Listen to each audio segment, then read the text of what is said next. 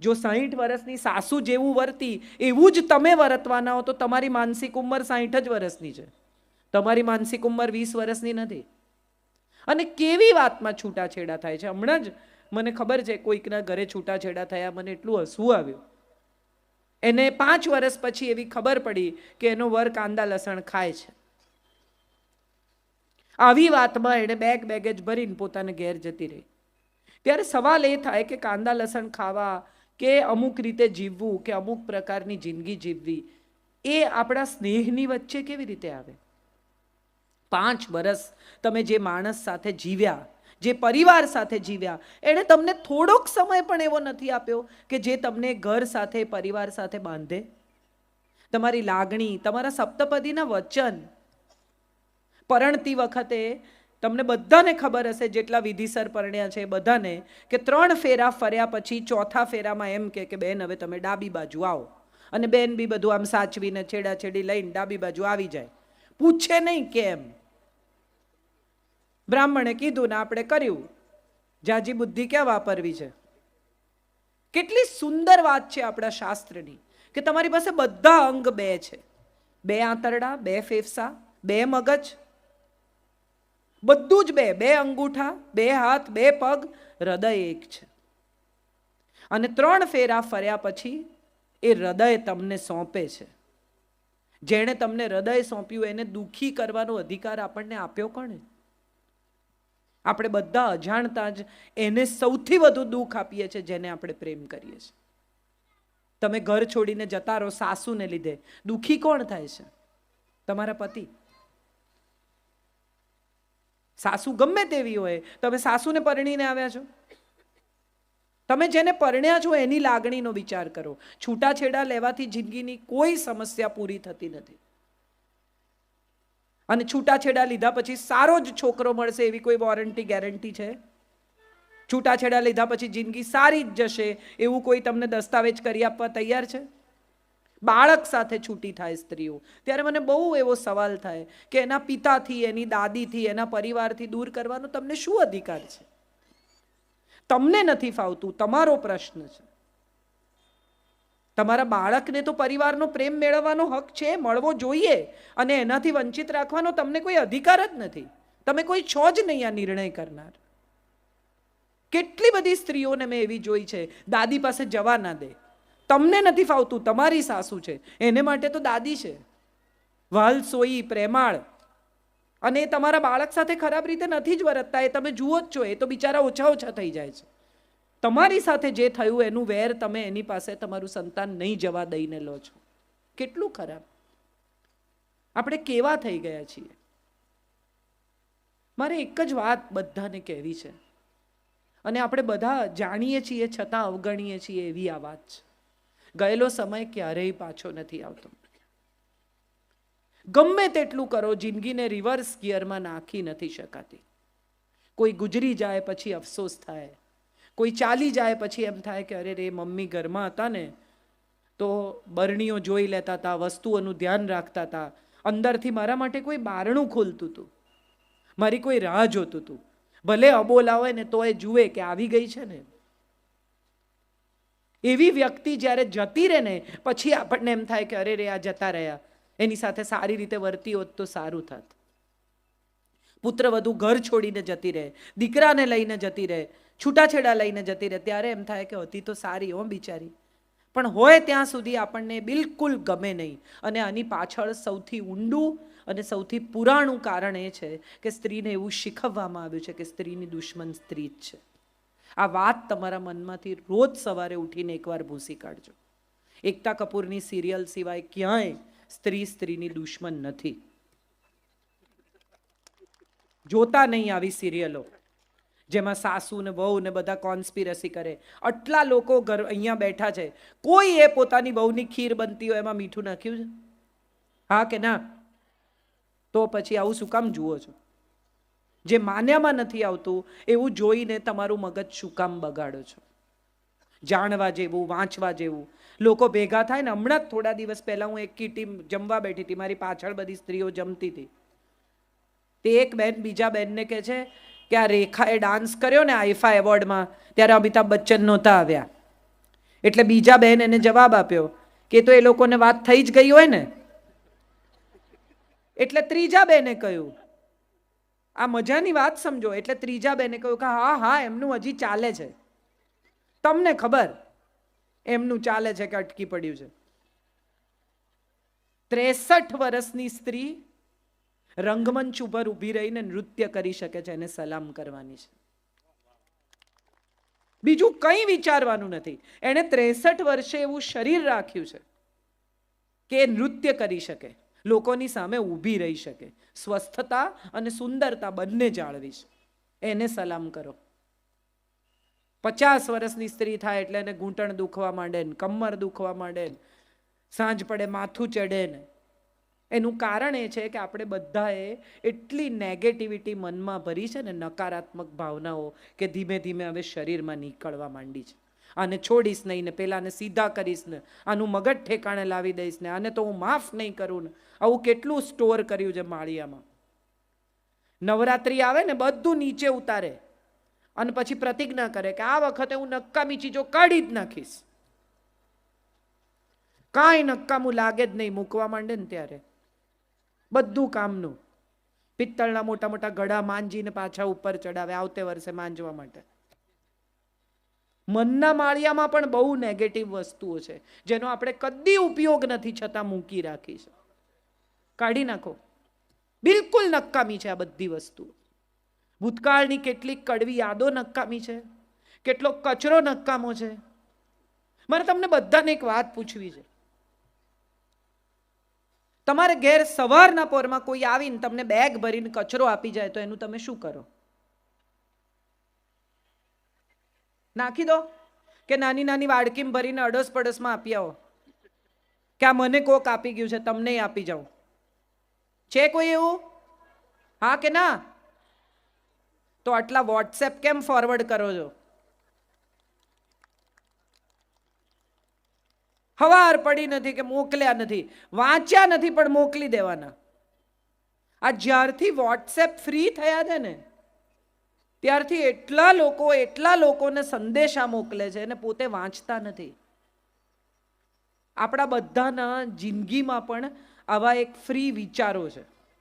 દાંત દુખતો હોય ને કોક તમને સવારે કહે ને કે મને દાંત દુખે છે, એટલે એને કે તલનું તેલ લગાડો, સિંધાલુણ ને તલના તેલના કોગળા કરો, કાંથો દબાવો, લવિંગ દબાવો, અને તમે પૂછો કે તમે કોઈ દી દબાવ્યું છે કે ના? હો, મેં તો સાંભળ્યું છે.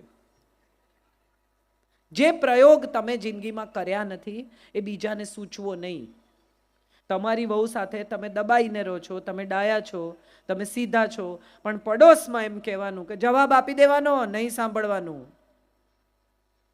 અહીંથી સળગે છે. બીજાની જિંદગી બીજાની છે, તમારી જિંદગી તમારી છે. નેગેટિવ વસ્તુઓનો પ્રચાર પ્રસાર ન કરો. નકામી ચીજો બીજાને ઘેર નહીં આપવાની.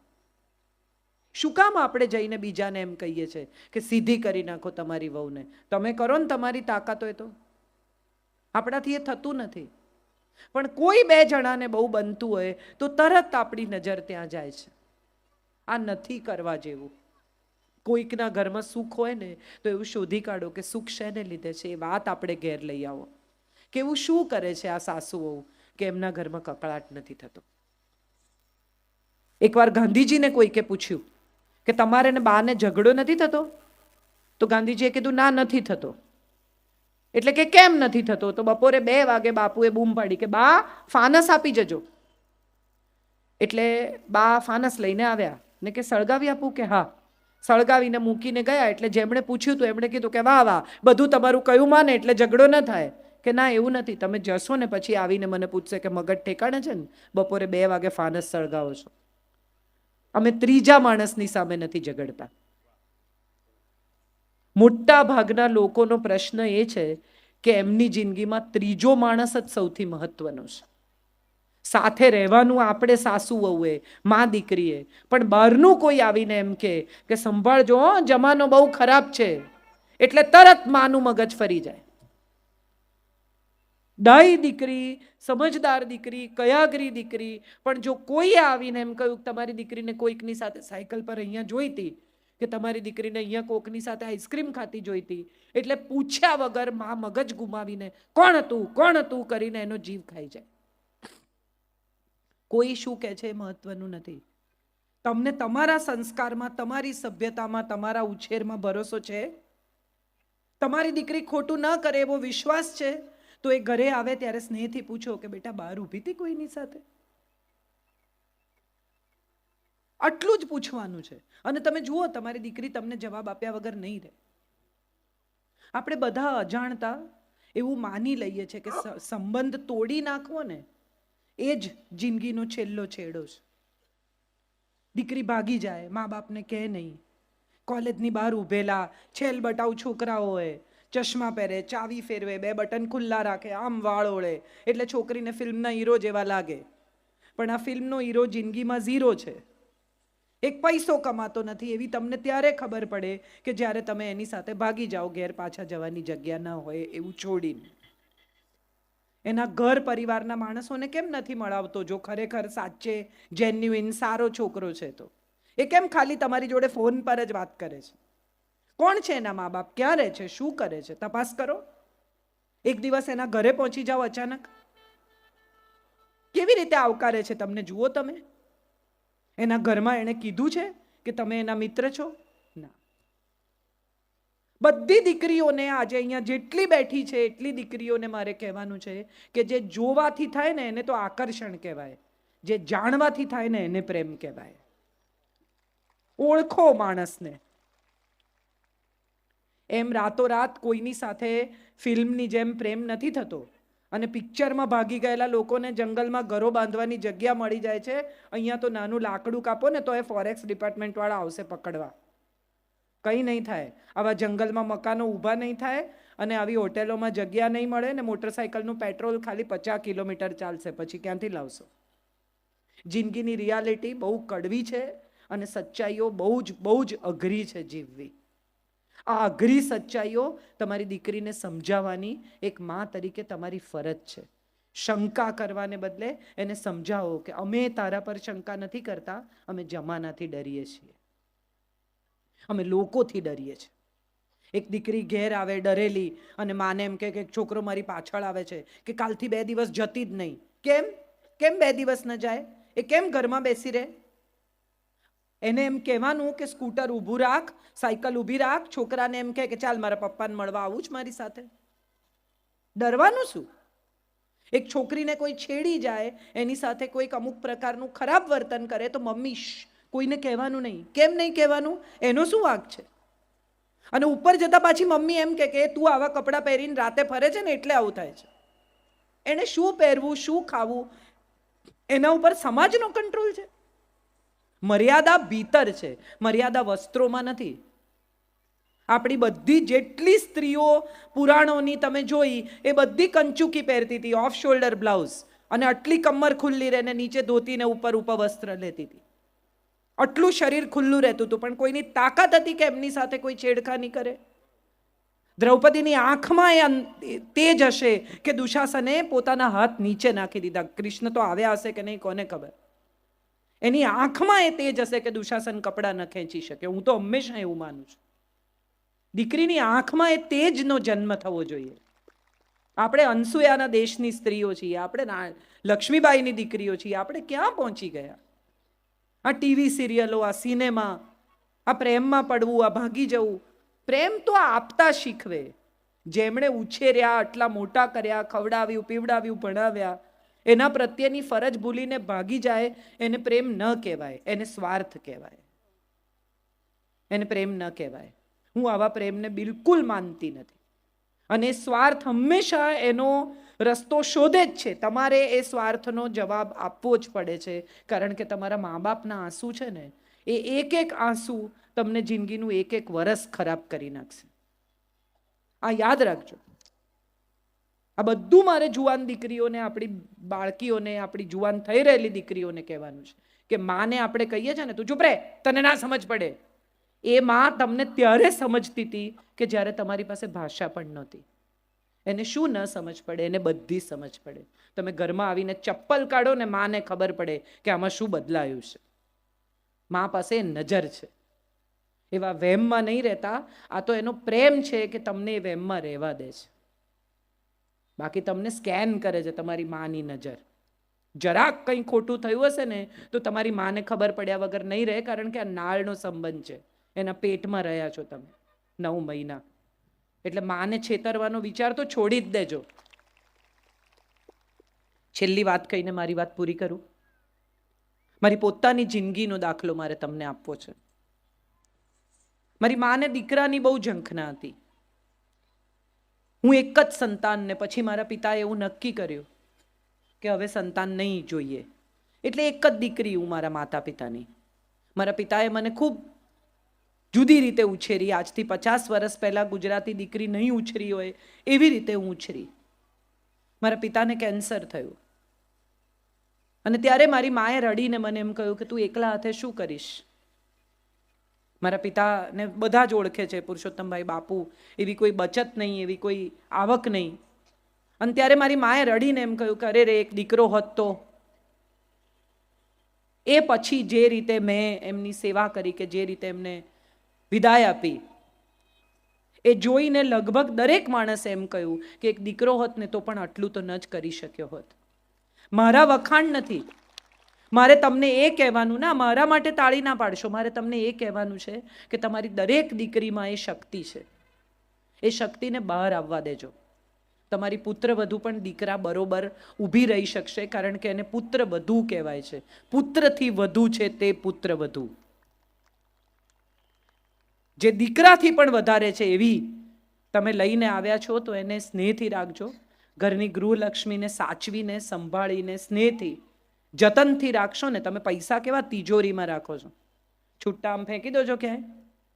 દાગીના કેવા તિજોરીમાં રાખો છો. આ પણ લક્ષ્મી છે.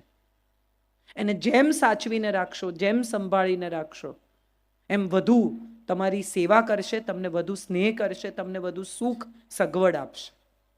પૈસો જેમ ગણી ગણીને વાપરો છો ને, એમ ઘરની ગૃહલક્ષ્મીને પણ ઘસી નહીં નાખતા. એને ગણી ગણીને સાચવીને રાખજો. અને તમારી સાસુ પણ કોઈક દિવસ ગૃહલક્ષ્મી હતી, છે, અન્નપૂર્ણા છે.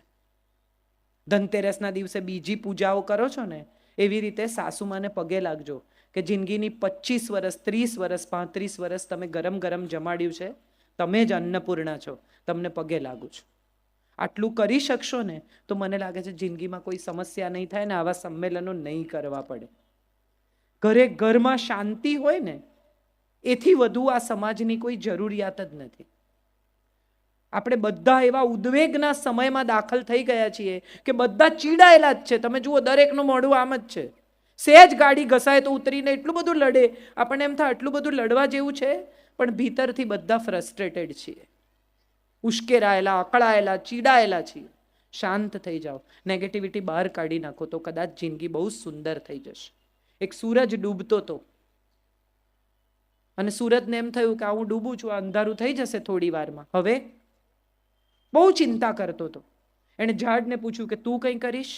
એણે પવનને પૂછ્યું કે તું કંઈ કરીશ? ત્યારે એક નાનકડા દીવાએ હાથ ઊંચો કરીને કહ્યું કે તારા જેટલું નહીં થાય, પણ એક ઘરનું અંધારું દૂર કરવાની જવાબદારી હું લઉં છું. આપણે બધા